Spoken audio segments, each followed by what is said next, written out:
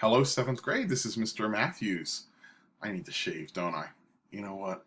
Staying in with this quarantine, I'm getting very, very comfortable letting my hair grow out.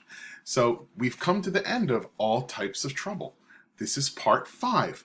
So we're going to do the same thing. I'm going to read the episode to you, and then at the end, I'm going to ask you some questions, give you the answer choices, and then you're going to log into Schoology, click the puzzle piece, and take the real short quiz. All right, so let's see how this very weird story ends, okay? This is episode 5. This day could not get any weirder. In episode 4, Aunt Ivy's fish got out of the house during everyone's mad dash to get away from the dragon, after she warned Zane and Quinn not to let that happen. They chased the slippery escape artist and the others to a bowling alley. "Move out of the way!" Quinn tried to push past the little boy blocking the doorway of the bowling alley, but he wouldn't budge. "No way!" he sneered, extending his arms across the door frame and planting his feet wider. "This is my birthday bowling bash, and I want the bird doggy and the skater rats and the robot to stay. And the weird purple lady, too." Roar! Grammy lunged toward the boy with her fangs bared and hands raised, monster-like, which did the trick. The boy screamed and quickly darted away. Quinn flashed a grin and gave the vampire a fist bump. And Grammy flashed her fangs and held the door open as the Story Squad chased Quinn out of the bowling alley. "Head to the tower!" she shouted to Zane over her shoulder, remembering the lopsided tower that stood right next to Aunt Ivy's house. "Everyone can hide out in there while we get the dragon and the others out of the house." Quinn raced ahead with Carl sloshing happily in his ball, gurgling, "Meow, ribbit, moo, bah." "Seriously?" Quinn huffed, shaking her head bewilderedly. This day could not possibly get any weirder. She ran around the perimeter of the tower, looking for a way in as Zane and the others caught up.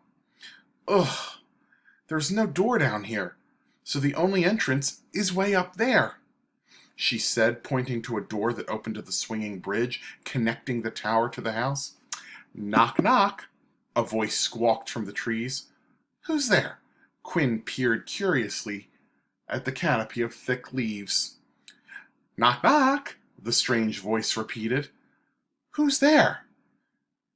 Quinn yelled again, befuddled. "Ding dong, ding dong." "Ding dong who?"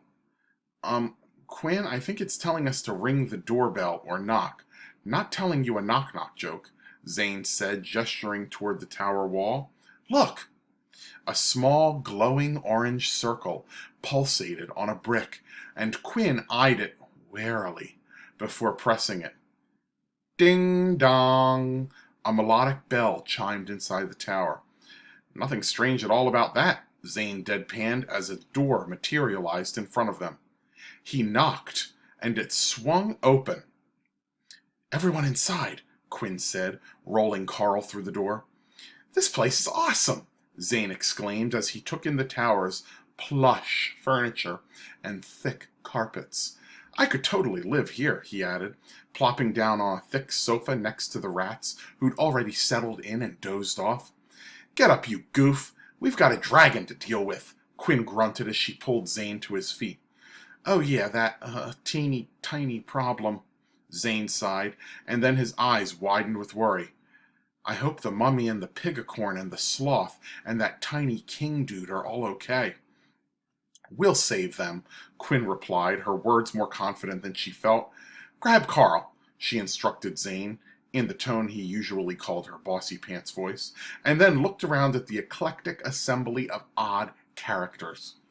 "Everyone else, stay here," she ordered.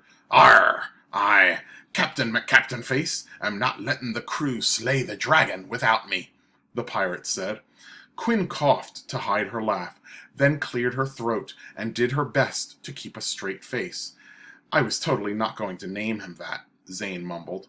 Sure, Quinn said, smirking. Well, I'm not letting Captain McCaptain-Face have all the fun, Grammy said, clicking her fangs and declaring, I'm coming too. Woof! The peacock barked exuberantly. You stay here, buddy, Quinn said, patting its head as it whimpered its protest. Okay, team, let's do this, Zane said. Grammy popped her fangs out and put them in her dress pocket as Quinn pulled the tower door shut behind them. For safekeeping, she said when Zane raised his eyebrows quizzically. These are my last pair. So, anyone have any idea how we're going to get this dragon out of the house? Zane asked as they neared Aunt Ivy's enormous front door. We need to get in there and see what's going on first. Assess the situation. Like Mom would. Arr! Quinn fell on as the door burst open and a huge gust of wind rushed past him. It's the Invisible! Zane chuckled. Good one. By the way, I guess you didn't see that coming. Hardy har har, Quinn scoffed, standing. Glad it's out of the house at least. Now follow me and stay close. They crept toward the living room. The house was silent. Too silent. Under a long, loud wailing sound sent them all scurrying back toward the front door. Then there was another sound. Message received from Aunt Ivy. I'll be home soon, shortly, pronto, momentarily, expeditiously, before long, in next to no time. So there we go. That was the end of part 5. That's all the school district gave us. It actually doesn't seem like that was the end of the story. I wonder if there's a part 6. Maybe I need to do some digging. All right, but here are the questions for part 5, all right? Question 1. What is this episode mainly about? A.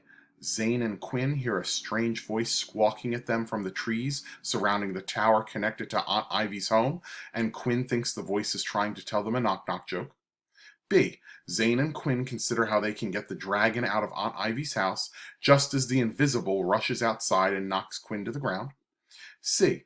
Zane and Quinn get most of the story characters out of the bowling alley and back into Aunt Ivy's yard, and they see a swinging bridge to cross. D. Zane and Quinn get most of the story characters into the tower connected to Aunt Ivy's home and hope to contain them there while they go deal with the dragon. Question 2. What is the closest antonym, that means opposite word, antonym for the word exuberantly? A. Mysteriously. B. Finally. C. Urgently. D. Dismally. Question 3. What causes the little boy to stand in the bowling alley doorway? A. The boy wants to talk to the story characters and ask them if he can keep the bird doggy as a pet. B. The boy wants to talk to the story characters and convince them to take him to see the dragon. C. The boy wants to stop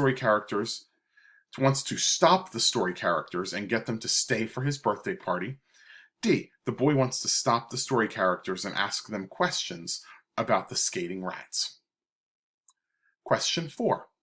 What does Zane think about the tower attached to Aunt Ivy's house? A. Zane thinks that the tower is awesome because it has lots of interesting furniture, and he says he could live there. B. Zane thinks that the tower is boring because it has furniture in it that reminds him of the furniture in his own house. C. Zane thinks that the tower is boring because it has plenty of furniture there, but there is nothing to do besides sit around. D.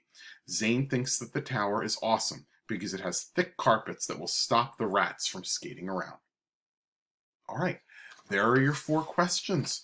Go ahead, click the puzzle piece in Schoology for part 5, and do that little mini quiz. Thanks, everyone. Hope you have a great day. Miss you.